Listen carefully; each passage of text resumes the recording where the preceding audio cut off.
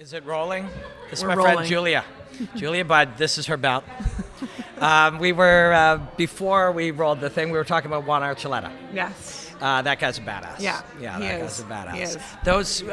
Those featherweights, like that is a fucking serious tournament. I know. I'm so excited for it to start, and yeah, I can't wait. And I'll be cheering for him for sure. Yeah? Yeah. But you haven't trained with any of those 16 guys? No, I haven't trained with any of them, but I trained. Well, I was there for my husband's son, Lance Jr. just signed with Bellator. Oh, yeah, right, He got to right. get in some rounds with Juan when we were down in California. Yeah. So, and he's at Huntington Beach Ultimate Training Center sometimes. So we were there.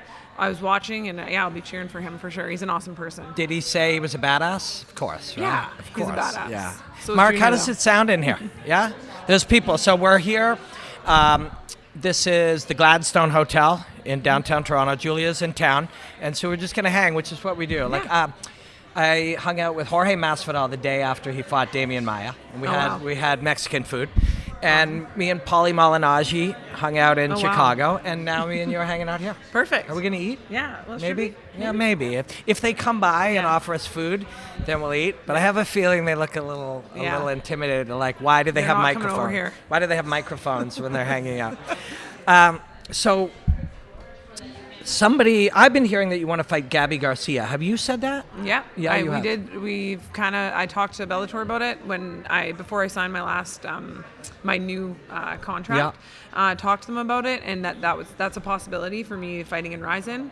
Have you been to Japan or never, Asia? Never. Ever been to Asia? No, It's never. pretty cool. And I want to go so bad. Yeah. And so what a perfect time to Yeah. go and fight someone that's Yeah. like way heavier than me. Yeah, like how heavy? She's coming over 200 pounds? Yeah, No? I think that she has to make 205. Yeah, and doesn't. Yeah. Yeah. So, but yeah, so she'll be 205, and I'll probably just be what I walk Yeah. around at. So. And if you're fit and strong, like what you walk around at, but also what you walk around at being very trained. Yeah, Is that exactly. 160? Yeah, 162-ish. Yeah, that's it.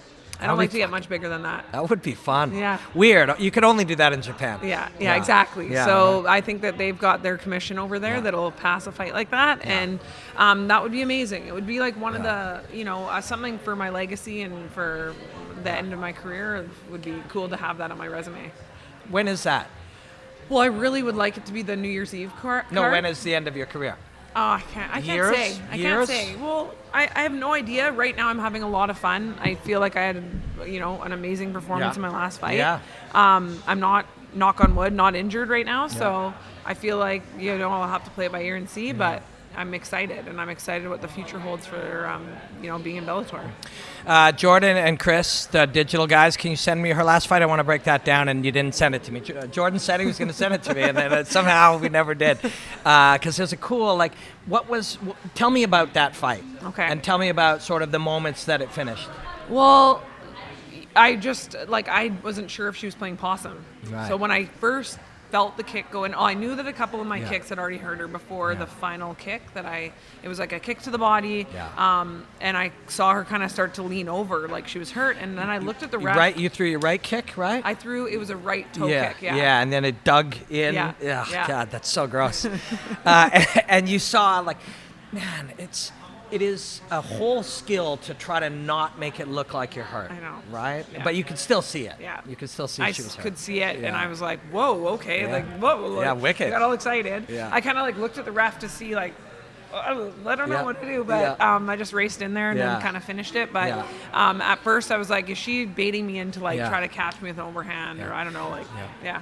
So, just even the fact that in that, and that's fast. So Yeah. what it took you longer to say Yeah. all of that stuff Yeah. than you had to process that stuff. Exactly. But isn't it fucking wild that your brain can see it and you're experienced enough to know that it might not be exactly what you see Yeah. and then repass it. Yeah. And that all happens. So I'm really getting into this as far as in analyzing fights, but all that happens without really you asking it to happen. Yeah.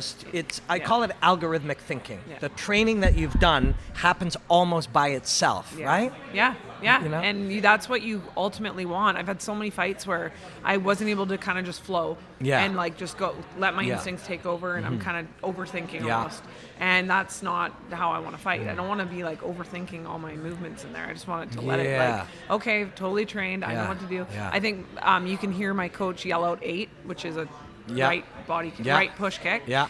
So I threw it, and it was like I was throwing it when he was calling 8. So. Yeah. I've had that experience, and many people watching this have had it in different ways. Whatever they do well, if they're a chef and something's coming out just as somebody's yelling it or whatever, like people have had that experience, so they can, and if they're sort of self-aware and curious, they can connect it to what you're saying, where it's all sort of happening together. Yeah. The feedback of the two. It's a wild fucking thing.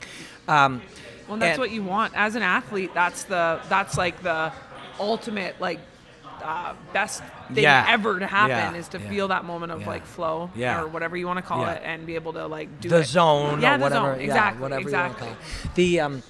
So this is I'm trying to take ideas and break them down to the simplest terms, both to understand them well enough and to explain them to people so that people see how cool they are. But I have this sort of simple thesis that the brain will behave the way it's been programmed to behave if the artist is in the optimal state of focus and arousal. Yep. Right? Exactly. So if we work it backwards, it starts with you have to be in the performance, so in flow. Yep. And if you are, what you just did there is actually, when we're discussing it as a decision. You saw this, you thought about it, but you're not thinking in per se. Those decisions were actually made months ago in training. Yeah. Do you know what I mean? Yeah, Isn't that fucking crazy? Absolutely. Yeah. That almost everything that you're seeing happen literally happened because of the process of putting it together in the months and years of your life to be a professional athlete. Exactly. Yeah. And what I said before this was like I've done martial arts for 21 years. And it's like I gotta just let those skills that I already know. It's like part of my DNA now. Yeah. So let them flow. Let them just do it. And that was what I'm most proud of this performance for. It wasn't even the finish that it was like quick and I came out injury free or any of that. It was that I actually just was in there and I was in the zone. Yeah, you're connected to the experience. Yeah. Deeply connected to the moment. And it's a pleasurable feeling, right? Yeah. Like it shouldn't be. You're in a cage fight in your underpants in front of all these people. But it's weirdly a pleasant experience. Yeah. It's also an altered experience. Did you ever in your life when you were younger, and you can lie if you feel like it, did you ever take mushrooms or anything like that when you were a kid? You can lie, you know. You can, I know. Not really. Okay, but you know people who did, right? That feeling, and the reason I ask is not because I need to know what you did as a kid, so that people can judge you later and click a YouTube thing when you're running for prime minister, and they can say she took a drug, but because many of the people watching have, right? Some percentage of them, and using that reference can let people know that feeling when your mind is altered is actually what's happening when you're fighting. You fighting is not the same as you sitting here talking to me, right? You're a different person. Yeah. You're experiencing the world differently. Exactly. Yeah. Yeah, totally. Crazy. And well, I don't want to get too into that, but what I know from what I've heard before is, for me, I could see how the two are similar. Yeah. I could see how the two, and that is like now that's my like high. That's my adrenaline rush is the fighting and getting in there, and I'm excited about it. So again, if we try to do it from just a physiological comparison, there's an altered brain chemistry. Yeah. Right? When you fight, there are cortisol and different hormones that are being moved, a cocktail of neurotransmitters released in your brain when you access that state. Yeah. So it is an altered state. Yeah, it's crazy. So when I asked people on Instagram and social media what to talk to you about, everybody wants to ask you about Cyborg, right? For sure. Has everybody been asking you about that? Yeah, everybody's been asking me about it, and I feel like a lot of people want me to say something. Yeah. I've never been, if anyone's followed my career, but I've never been somebody to talk a bunch of crap and go in there, and it's not who I am. So I feel like a lot of people are wanting that right now. Yeah. But I mean, but you'd like to fight. So let's I want to fight the best. Yeah. I'm a martial artist, and my whole career I've wanted to fight the best fighters in the world at my weight and challenge myself. That's what I have modeled my entire career after. And I did that, and I've done that. So the featherweight division in Bellator would easily, arguably, be the best in the world. Yeah, I agree. Is there anybody left outside of going to fight Gabby or fighting Cyborg if she comes in? Is there anyone left first that we want to fight? Yeah, I want to fight Leslie Smith. Yeah, I was awesome. impressed with her last performance. Me too. And I think it would be a smart, great fight. too. She's smart. She's she's a totally different fighter than the girl that I last fought, and I feel like that would be a really exciting fight for me, as well as she's pretty much the main person. Yeah. And then obviously if they sign Cyborg, I'd like to fight her. Yeah. Of course. Do you think she's a dangerous fighter? Is she most dangerous in the first round and a half? I'd have to assume Cyborg. I believe so. Yeah. I believe so, and I know that she went all 3 rounds last fight. I think that she's most dangerous. She's being a little bit more patient now, but I mean at times. But I think that you got to be careful of her. Obviously, though, just like anyone, you got to be careful. But I'd say that she's definitely most dangerous in the beginning. So it's a really interesting philosophical thing that you bring up when being more patient. Is that better? If you're talking about authenticity, you're not going to talk shit about somebody just authentically who you are. Is it when you see Vitor Belfort, say, who's incredibly dangerous blitzer at the beginning? Is it better when you see him try to be more patient, or is it better when he is authentically who he is? And when you bring up Cyborg looking more patient, she still won her last fight and stuff. But is she better when she's just an aggressive thing, playing real to who she is? I wonder. Yeah, and I kind of like. Well, I've been watching her fights my whole career. Yeah. And enjoying I think that them? those are, I enjoy them and I watch them and I tune in and I want to know, like, if this is one of the people that I'm going to be fighting, what in my game, how do I need to change my game up or add things to my arsenal so that I can be even more effective when I do fight her.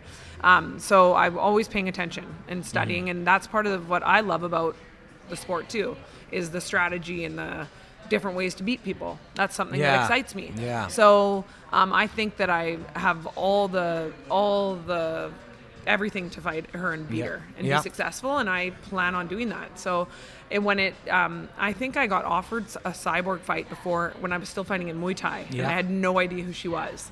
So I wasn't even considering fighting MMA yet, and they were like, "Oh, we're needing a 145er for Cris Cyborg," and that was like the first time that I kind of like got on my computer and looked her up, and I was like, "Whoa, this is for my first fight. Like I've never grappled before. Like, are you serious?" Yeah. And she was just kicking everyone's ass in Elite XC. Yeah, right. But that was the first time, and then along the way, she came into Invicta when I was leaving Invicta to go to Bellator.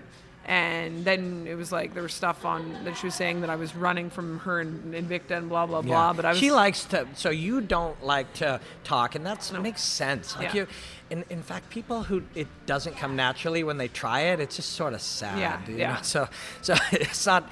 Don't start anytime soon. No, you know what I mean? And you won't. No. You don't need anyone to tell you that. But on the other hand, she seems to like that conflict. And I'm not judging. And like what I know of Cris, and her husband has been in contact with me, and they seem like really cool people. But they seem to find that conflict, whether they say they want it or not. You're not just feuding with Dana White because he's doing it. No. They're two people feud, right? Yeah. And, she was saying you're running from her is the same kind of thing. It's like your life and your path isn't reliant on her or any other person. Exactly. It was the same thing with Ronda too, a little bit, where it was like, why won't Ronda come up and fight me? It's like, well, she's the champion. Why won't you go down and do that? Yeah. Well, I can't. Okay, well, she can't either. It's a strange, and I'm not judging. I'm a fan. It's just, they have a strange sort of, view of themselves as how they connect to other people and how their importance in your life or Dana's life or Joe Rogan's life or Rhonda's life, somehow she ends up connected to all these things. Yeah, and I think that's pretty, it can become very sad if that's what you think your importance relies on other people's, I guess. I don't know. And that was like, and you got to be careful too, like that, what they put out, and then the fake subtitles at Yeah. the bottom. That's you're lucky Yeah. that he's not, you know. Yeah. So that's just fucking dumb. Yeah. Like, yeah. never mind. And you blame it on your production team, but it's like But her I don't- husband's her production Yeah. team, right? Yeah. Like, I mean, So- we can say, and that's, hey, what are you going to do, right? Yeah. First of all, you don't do something so stupid. But if you do, I mean, I don't know, like, to be dishonest and then be dishonest about the dishonesty doesn't really help. You know, it's like my production team. It's like the two of them together are their production team. Yeah. But I don't want to get into No, it either. I'm not a me shit. neither. I'm not a drama guy. Me I don't neither. like to create headlines around shit like that. But ultimately, she's a great martial artist. Yeah. You know, which is Yeah. you know, and that's kind of the cool thing. It's like, so fighting, which is all that when the camera's turned off before you leave, all we're going to talk about is martial arts. Oh, yeah. We're not going to talk Yeah, about no. anything else. But all of this other shit happens around it. There's business, and then there's promotion, and there's all this other kind of Yeah. shit. Scott Coker and Bellator in general has been kind of pretty good at saying, and for a number of reasons, I think at saying it's more about the combat and it's more about the martial arts. But for a few reasons. One is I don't think they believe that it has to be about conflict and controversy, Yeah. right? And I don't believe that either. I think there's plenty of places in the world and plenty of successful things that aren't only about Twitter beefs. Exactly. And I think, you know what I mean? I know it's 2019 yeah. and the president of the United States likes to have Twitter beefs too, Yeah. right? So, but I think you can. These things can succeed, and in fact, in a world where everybody's in conflict Yeah. all the time, not being in conflict is actually really refreshing. Absolutely. You know. Yeah, I agree. But so all of that aside, you know, when you've looked at somebody that early on you could have been matched up with at a different time, this matchup is likely to happen anyways, and it'll probably pay pretty good and get a lot of attention and be a nice moment for you when it happens. Yep, for sure. You know? Yeah, for sure. And I'm going to be ready, and I'm going to make sure I keep my belt. So it's something that is, I mean, I don't know. I can't even worry about what she decides to do with her career or where she decides to go. I can't worry about any of that Yeah. stuff. I got no control over it. All I know is that I'd love the Leslie Smith fight as well. Yeah. I'd love to go to Ryzen and have that test of somebody that's, you know, it's like old school. My husband, Yeah. Lance Gibson, fought Yeah. guys that were over Yeah. 100 pounds heavier than him, and you know, in Super Brawl and Yeah. whatever. And that is something that would be like, we were talking about, that would be so cool if I got to do that too. So cool. Yeah. Yeah, especially in 2019. He was doing that, what, in 2005? Yeah, and earlier even. Yeah. I think like 98, Yeah. 99. Yeah. He fought Dan Severn, and he was Yeah. just like, there's this picture of him Yeah. where he's fighting this monster. Yeah, so and I'm like, cool. hey, Yeah. you know, that would be really cool for me to have a fight like that, and Yeah. what a cool opponent to have, and then in Ryzen. Yeah, and and a then you guys are specialist with special skills, Yeah. you know? Yeah. That'd be really cool. Yeah. Did you guys meet in the gym? And, me and Gabby. Yeah. No, you and your husband. Yes. You met in the gym? We were friends for a long time. Obviously, I've known him for a long time before we were together. Yeah.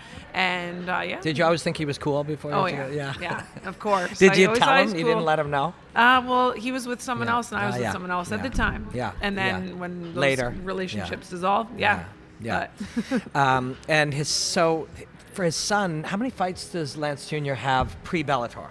pre-Bellator, so he's 2-0 pro. Yeah. He's 5-0 AMI. But he's All in BC? all in. Nope, he fought in Oklahoma, and then his last fight was at Coulthard Gill's show Yeah. in Abbotsford, Yeah. which was amazing. Yeah. Fought a veteran, and did really well. And so this next one will be his first one in Bellator.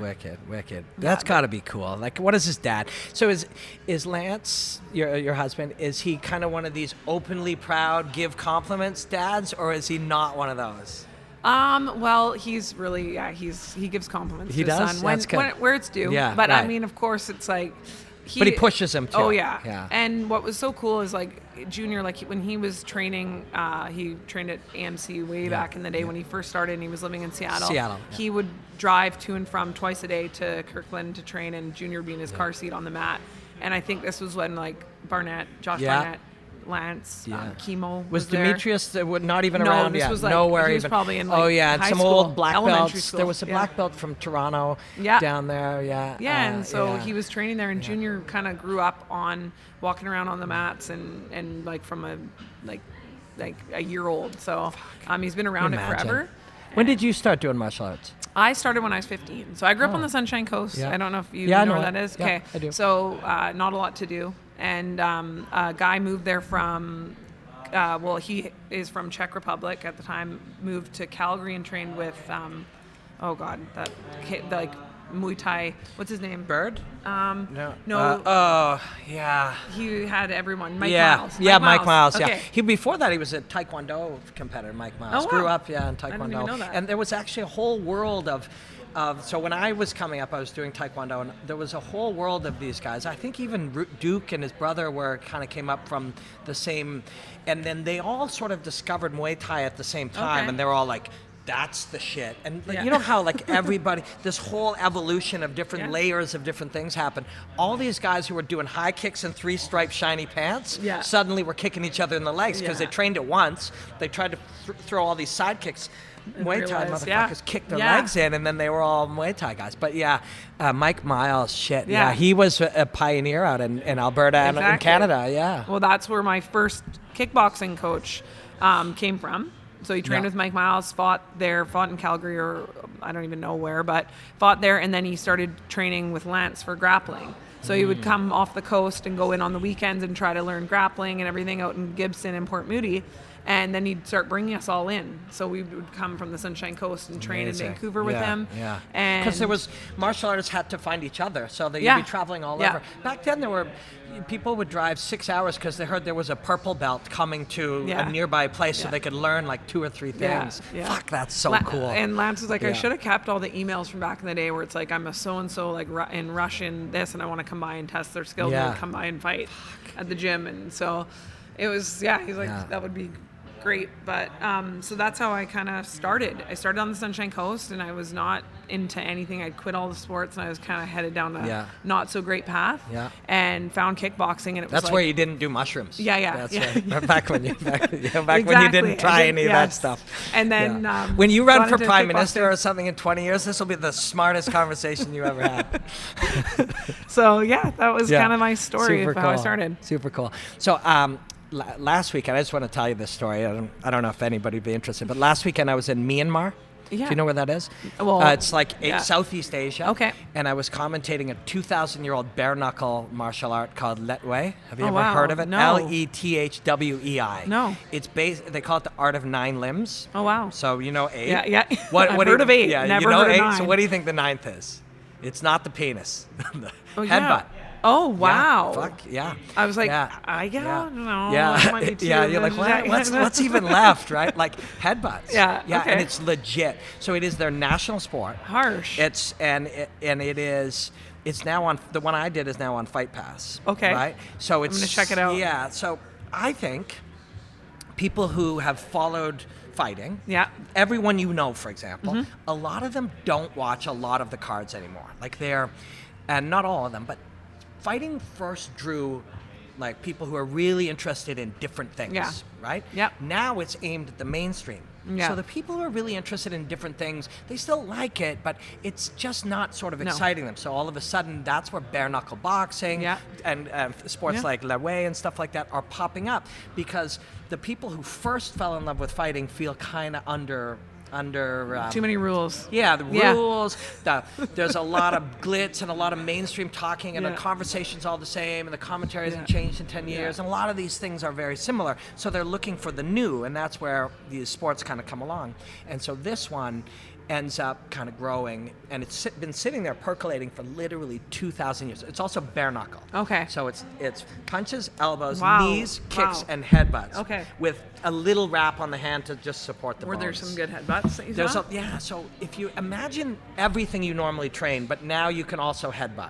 Think about how that changes almost every position. Yeah. Right? Oh my God, yeah. So think of the clinch now. Yeah. So instead of us clinching this way, immediately somebody puts their hand over top of that part of the head. Yeah. So the clinch And as I do that, it changes my control on this side, so you strike differently. Yeah. So the whole game changes. It's really fucking fascinating. Crazy. And there were some brutal headbutts. There always kind of is, but Yeah. it's a lot of it ends up being the way that, say, you put your head under the chin Yeah. when you're against the cage. Yeah. It's a lot of just batting Yeah, it around really. like that, or the way you'd use a foot stomp on the foot to get you to move. Yeah. A lot of that to just open up things. Wow. It's fucking fascinating. Interesting. Yeah, I'm gonna check it out. Yeah, for sure. definitely check it I out. will. But there's a lot of this kind of thing now, like fighting, let's say 3 years ago, when you went into gyms, everybody was kind of doing the same thing. There was a right and a wrong way to fight on the cage. Now it seems to be a lot more around a little innovation and trying new things. Wouldn't you agree? Yeah. Do you see that? Yeah. Yeah, for sure. I think that there's so many, like there's no, it's like, not that there's no right and wrong. There's definitely some wrong ways to do things and right ways to do things, but there's so many other ways. So then it's opening your eyes. I think that's the same with not just fighting, but just things in the world. Yeah, I People thought agree. there was always like one way to do it or two ways. And now there's like endless. Yeah, and I don't know why that is, but I feel like people are reacting to being overly structured. You know what I mean? Yeah. It's like we're supposed to be a politician this way. We're supposed to fight only this way. We're supposed to speak this way. Yeah. When people used to do interviews like we were joking about on Instagram. Hi, I'm here with Julia Budd, and she is the Bellator Featherweight World Champion. Julia, how are you feeling today? Pretty good. Thank you. Yeah, right? But now, in a world where Joe Rogan sits there smoking weed with Elon Musk, doing that feels really like inauthentic. Yeah. Right? Yeah. And so, the reason fighting, of course, is what you spend a great deal of your mental energy on. It's your passion, it's your job, it's all of those things. So we see it more deeply in those things. But I think rules and structures are starting to fall apart. Yeah. You know? And if you want new experiences, you have to do new things, right? Yeah. So like if a lot of this is just as people, we get told or we kind of get stuck with these labels of like, this is what you've always done it this way, so you got to keep doing it this way. And I think that's ultimately will be the end of you as a fighter, or as if you can't evolve and you can't add new things to your arsenal and you just keep doing things the exact same way, people are gonna find out and they're gonna expose you. For sure. And I almost never criticize fighters, because over time, not only having done it but having studied it, so much of what's happening, like people will say that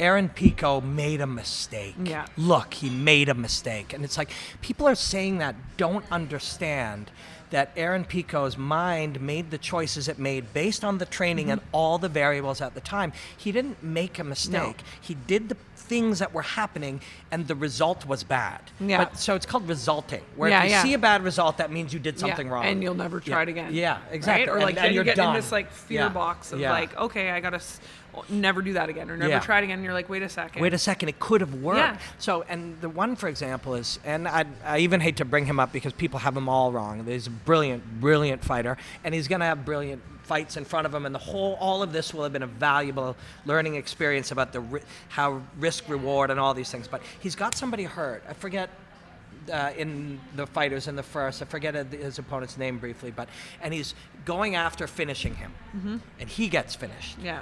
And people are like, he made a mistake. He should have taken him down. It's like that's the result is making you go back and say that fork in the road would have been chosen this way, but his brain. In, let's say, 8 out of 10 times, that fight's over. He gets paid. Yeah. It wasn't an incorrect choice. No. It just resulted in a bad result. You know? Exactly. And so understanding that lets you realize that the moments that happen, like we said earlier, are a result of months ago. Yeah. The choices you made in training months ago, and the choices you made in what you ate in the week leading up to it, and what's happening in your brain chemistry based on how you slept last night. And it's all a reaction of all of that. But when I say that, and I preface all of that because I love Frankie Edgar so much. Yeah. I'm such a fan of his. Like, he's such a good guy. But when I watched him fight, he felt like that was Frankie murdering the same Frankie would just be blowing through guys 5 years ago, and that Frankie now wasn't able to do that. Now, again, he was so far ahead 5 years ago. Yeah. He could do it against people way bigger than him. Yeah. Now maybe he's not far enough ahead that them just being bigger is enough to defeat him. So my guess is that he'll look entirely different and add entirely new approaches by the very next time you see him. Yeah, because he's cutting down, right? He's going to 145? Yeah, so 35. Or 35. Wow, yeah. okay. That was 45. Wow, Max okay. is just really big. Yeah. Like, Max is just really big. And long. Yeah, but also at 35, the game is different. Like you see, and 25 is an easier example, but you see Demetrius Johnson fight somebody, the fight happens far, far away. And then because they can blitz so quickly. Yeah, they're so fast. It happens at like distance, insane. so it'll change the whole dynamic of how Frankie fights. And he's very quick, and he reacts very quickly. It'll be interesting. So, but you do watch all of those fights of that level, right? I try to. Yeah, I try to as much as I can, unless I'm traveling or for some reason can't. But I try to, and it's, they're exciting. Like it's the ones that you pay attention to, and then there's so many now that it's hard to tune in all the time because there's like 3 fights a week sometimes. So it is. So when I was in Myanmar, I was speaking to people from Cambodia, and Kun Khmer is like Muay Thai, similar, but it's their arm of it. And there's a discussion as to which came first, of course, but it's very difficult to trace back that many thousands of years. But there is 400 fights a week in Cambodia. Oh my gosh. 400 fights a week in Cambodia. Wow. That's how over there. That's how popular fighting is. It's a way of life almost. It's like everyone does it. Yeah. And if you got 8 big cities, that's only 50 fights a week in 8 big cities. That's 5 cards. Yeah. Right? Yeah. You know? But 400 fucking fights a week. Like, even if there's a website that traces them all, I mean, how on earth? So what happens is you fight so many times that the people who at 30 fights each, who are 19 years old by that point, you've got the 50 or 60 best ones, and you start to know who they are. And that's kind of what's happening here. I now with DAZN, I'm so deep in Bellator, and I do Bellator breakdowns for the digital guys there. I'm so deep in Bellator that brain space has to come from somewhere. So it ends up being some of those smaller UFC cards, or maybe a little less glory than I used to watch. You can only watch so much. Yeah, exactly. You know? Exactly. No, I watch all the Bellator cards. Yeah. And so is there? Yeah, of course you do. Is there party at your house? Like, you guys have friends over and stuff? I mean, right now in Toronto? No, at out at home, like in your neighborhood.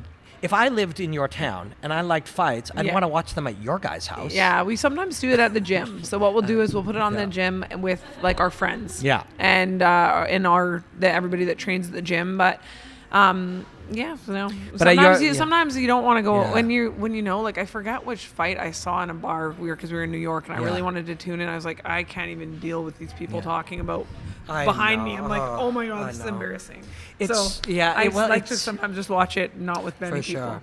That's where I met you, right? It was New York. Was it the New York card, or was it? No, it was. California? I met you in San Jose. San Jose. Yeah, Who with was MVP? Malay. Oh yeah, Ali Malay, yeah. And it was her last title. Yeah.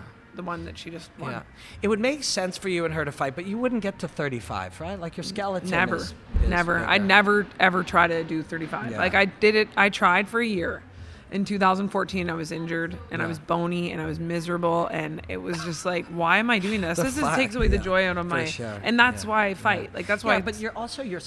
Your skeleton is big enough that it doesn't make sense. No. Like, your rib cage and like the bone. That's the thing people talk about. It's not the muscles. Like, when Cyborg was talking about getting small, people talk about her muscles. It's not the muscles. You can remove water from muscles. You can have smaller muscles. Yeah. It's how big is your pelvis? How big is your rib cage? How big is the spine? Your femur bones. Your head. You're freaking huge. Like, you have a fairly large head. No. Thank you. I think. Right, no. Right?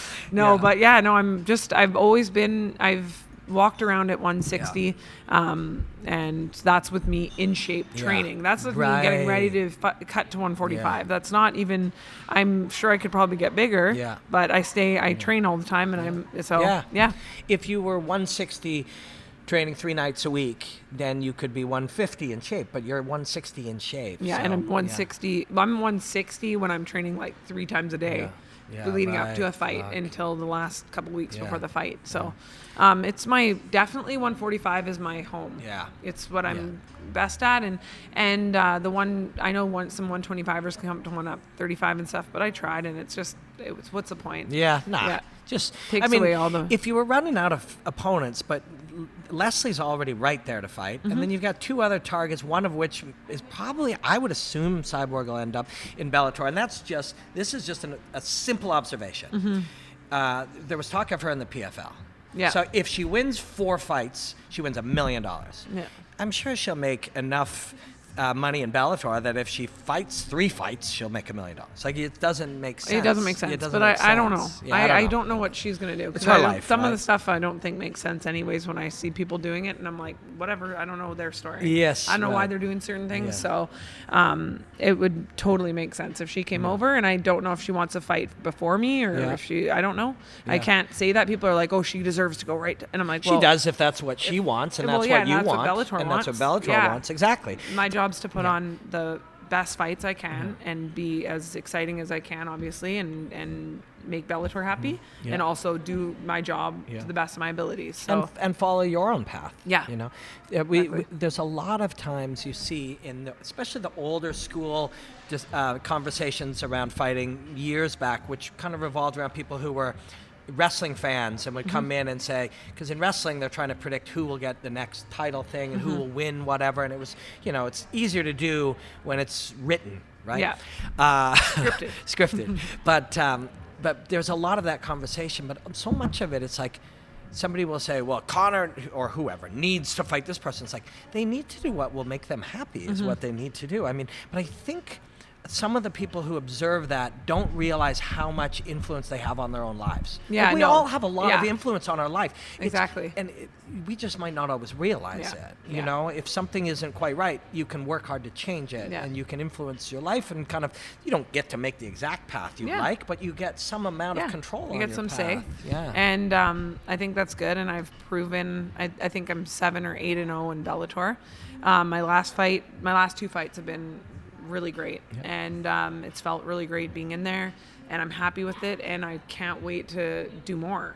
Like it just feels like it's, that one of the, like you were saying, it's like what happens kind of the night of the fight is a result of a lot of things that go into it, and before this fight everyone was saying, oh, I'm just a wrestler, or saying these things, so I was like, okay, well, I'm gonna kick this chick right in the belly and show you. and show off some of my other skills that I have, but I do like wrestling. I still you might see me wrestle in some fights and ground and pound, but at the same time, I have a whole